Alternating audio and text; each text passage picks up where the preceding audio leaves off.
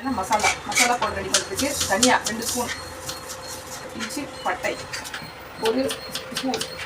ஒரு ஸ்பூன் மிளகு, 4 லவங்கம், 1 ஸ்பூன் ஜீரகம், 1 ஸ்பூன் சோம்பு, 4 ஏலக்காய், ஜாதி பத்திரி சிறிதளவு போட்டு கொஞ்சம் லைட் சூடு.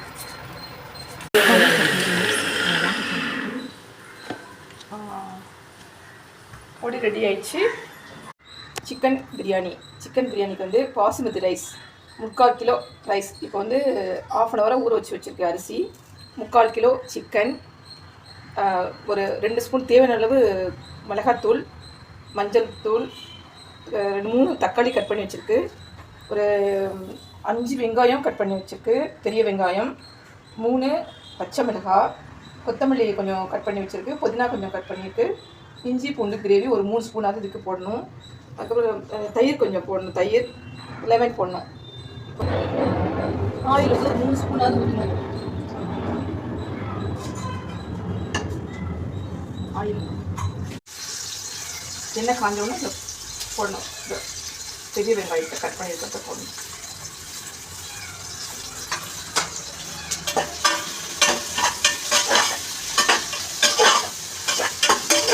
வெங்காயம் வதங்குறது கொஞ்சோண்டு இதில் உப்பு போடணும், பச்சை மிளகாய் போடணும்.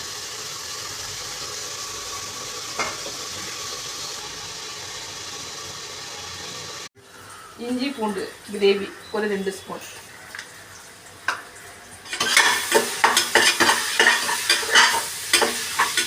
இஞ்சி பூண்டு நல்லா வதங்கட்டும்.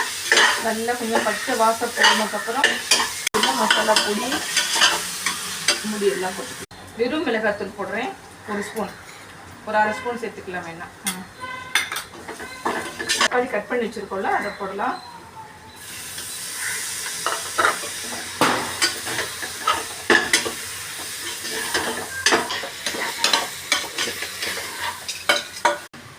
தயிர் ஒரு கப், சின்ன கப்பில் 1 கப் போடுவோம். கொத்தமல்லி தழை, புதினா,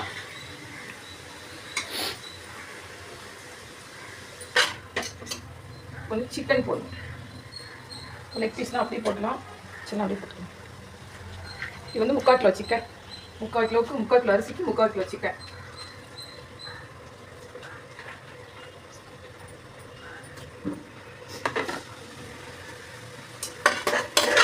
சிக்கனுக்கு தேவையான உப்பு போட்டுக்கலாம்.